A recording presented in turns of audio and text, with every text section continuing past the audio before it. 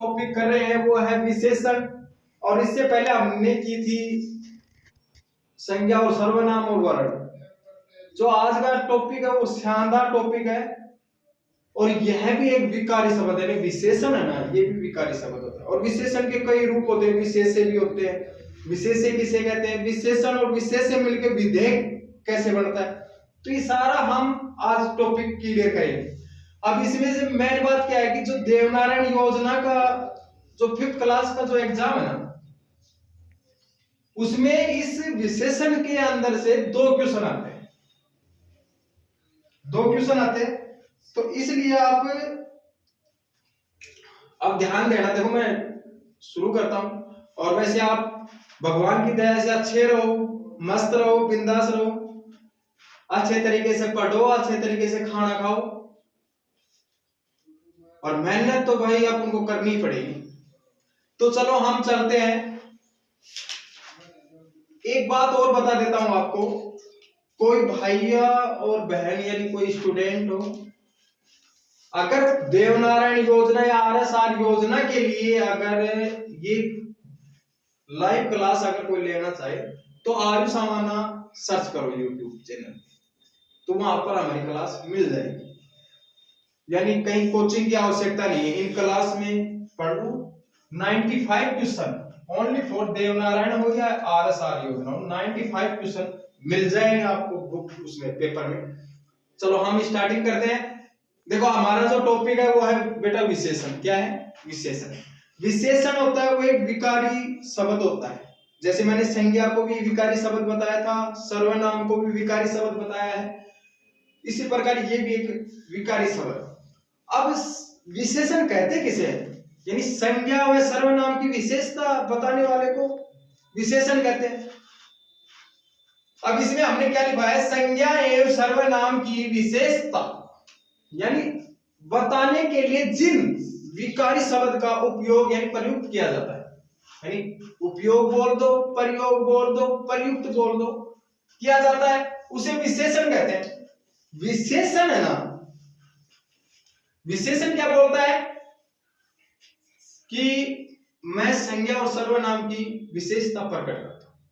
फिर विशेषण की विशेषता कौन प्रकट करता है? विशेष्य। यानी विशेषण की विशेषता बताई जाती है, उसे विशेष्य कहते हैं। क्या कहते हैं? विशेष्य कहते हैं। यदि विशेषण शब्द विशेष्य से पहले प्रयुक्त हो जाए ना, यानी विशेषण शब्द दे रखा है और उससे पहले हमें विशेष्य शब्द लिखना है, उसे विशेष्य विशेषण कहते हैं। नोट कर लो।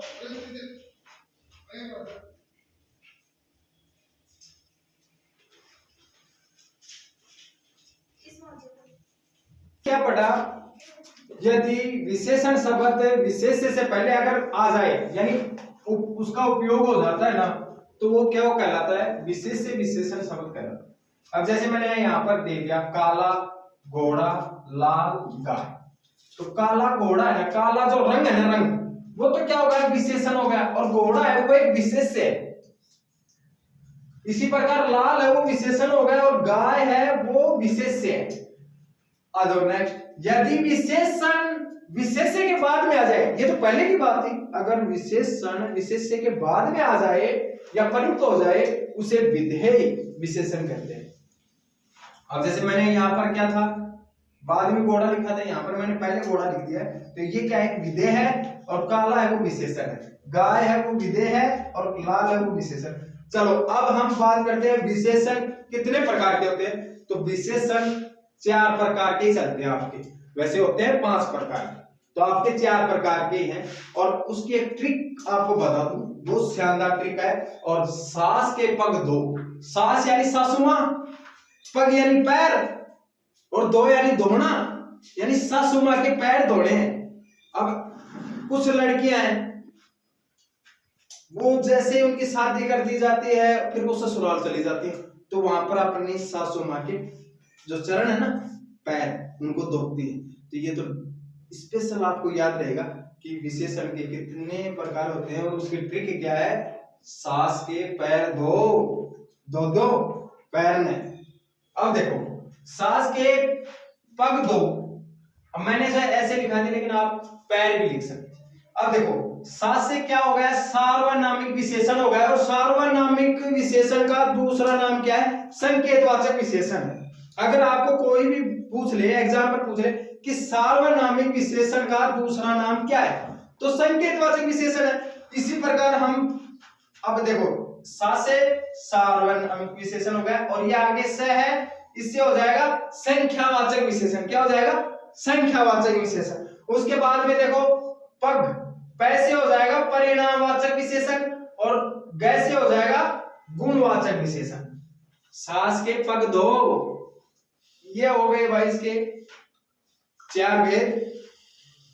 अगर आपको कोई पूछ ले विशेषण के कितने प्रकार होते हैं, तो भी प्रकार हो, भेद हो या रूप हो, 4 ही बताएंगे। उसके बाद में अपना जो फर्स्ट है वो है सार्वनामिक विशेषण यानी संकेतवाचक विशेषण। अब ये कहते किसे है, जब सर्वनाम शब्द किसी संज्ञा के साथ यानी पहले साथ हो या पूर्व है उसी संज्ञा के अर्थ में प्रयुक्त होता है, उसे सार्वनामिक विशेषण या संकेतवाचक विशेषण कहते हैं। आगे अब जैसे हमने उदाहरण ले लिया इसका, मोहन पढ़ रहा है। अब मोहन क्या एक संज्ञा है, कार्य कौन कर रहा है, मोहन कर रहा है, और मोहन एक संज्ञा है। अब सर्वनाम क्या है, अब देखो वह पढ़ रहा है तो वह शब्द आ गया, तो वह के नीचे अंडरलाइन मैंने कर दी, तो वह एक सर्वनाम है। अगर ये दोनों वाक्य एक साथ बन के आ जाए, वह मोहन पढ़ रहा है, मैं बोल दूं वह मोहन पढ़ रहा है, तो ये हो जाता है सार्वनामिक विशेषण। अब ऐसे खोल के हर कोई तो बताता नहीं है, बस आपको क्या बताएंगे, मोहन पढ़ रहा है तो मोहन है, वो आ गया भाई। उसके बाद में नेक्स्ट हम पढ़ते हैं गुणवाचक विशेषण, जो दूसरा भेद है। अब गुणवाचक विशेषण किसे कहते हैं, संज्ञा व सर्वनाम शब्दों की दशा, गुण एवं स्वभाव को प्रकट करता है या बोध हो, उसे गुणवाचक विशेषण कहते हैं।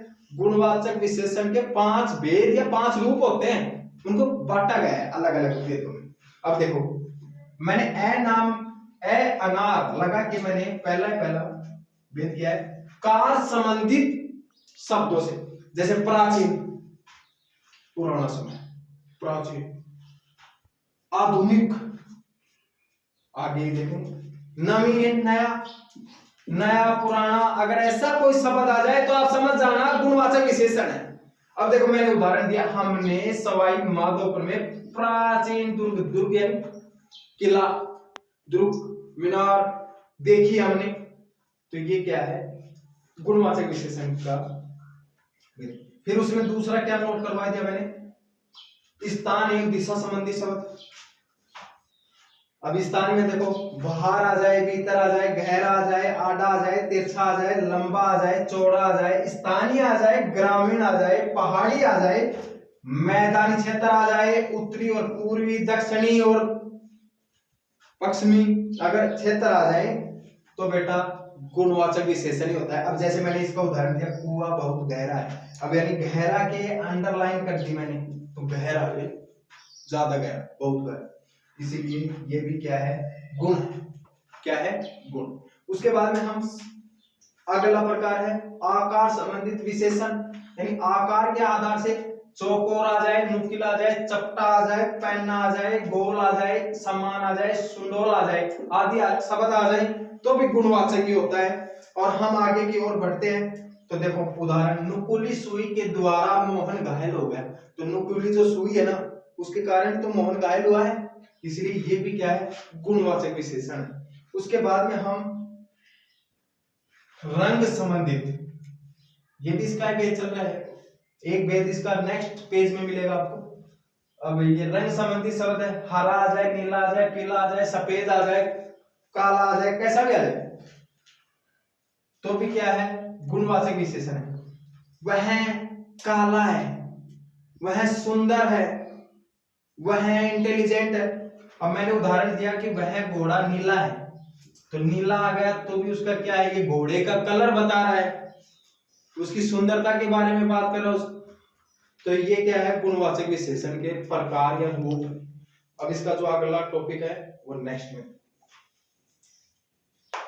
दशा एवं गुण संबंधित शब्द, रोगी आ जाए, छवच आ जाए, दुबला आ जाए, बाहरी आ जाए, सूखा, पिछला, गाढ़ा, जूठा, दानी, शांत, घना, घनी, तरल, पालतू, उद्यमी, गरीब, धनी, अशांत, कंगाल, सीधा, टेढ़ा, दुष्ट, भला, बुरा, न्यायी, अन्यायी, कर्पण, उचित, अनुचित, सच्चा। अगर ये शब्द आपको मिल जाए ना तो भी ये गुणवाचक का ही रूप है।